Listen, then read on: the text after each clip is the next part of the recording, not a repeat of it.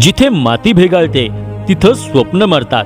याच मातीत, याच निराशेतून एक नवी ज्योत पेटली, साहिल यादव नावाची। न शहराचा ग्लॅमर, ना राजकारणाचा वारसा, तो आला शेतकऱ्यांच्या वाड्यातून।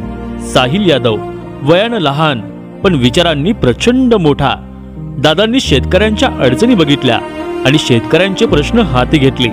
साहिल दादा यादव आपल्या कामातून सर्वसामान्यांचा आवाज बनलाय।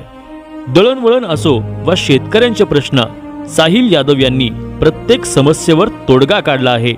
जनतेची मागणी, बोर ते जेजुरी आणि सासवड ते हरणी या महत्त्वाच्या मार्गांवर एसटी गाड्या सुरू करून त्यांनी प्रवाशांची गैरसोय दूर केली।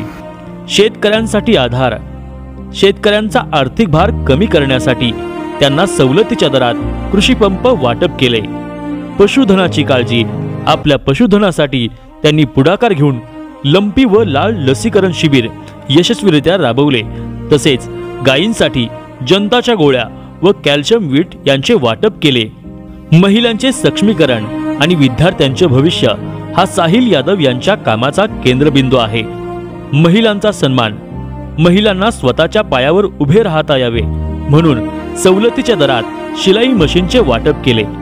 शासकीय योजनांचा लाभ, महिलांना मोठा दिलासा देणाऱ्या लाडकी बहीण योजनेचे फॉर्म भरून घेण्यात आणि KYC पूर्ण करण्यात त्यांनी सक्रिय मदत केली।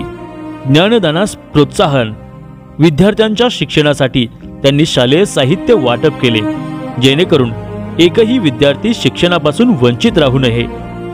केवळ भौतिक गरजाच नाही तर सामाजिक आणि धार्मिक बांधिलकीही त्यांनी जपली आहे। सेवाभाव, दरवर्षी पंढरपूरच्या पालखी सोहळ्याच्या निमित्ताने वारकऱ्यांची सेवा करत त्यांना फराळ वाटप करण्याची परंपरा त्यांनी जपली आहे। एसटी बसचा हॉर्न असो, कृषी पंपाचा आवाज असो किंवा वारकऱ्यांचा जयघोष, या प्रत्येक आवाजात आपल्याला साहिल यादव यांचा जनसेवेचा निस्वार्थ भाव जाणवतो। चला तर मग साहिल यादव यांच्यासारख्या प्रामाणिक नेतृत्वास पंचायत समितीमध्ये निवडून पाठवूया।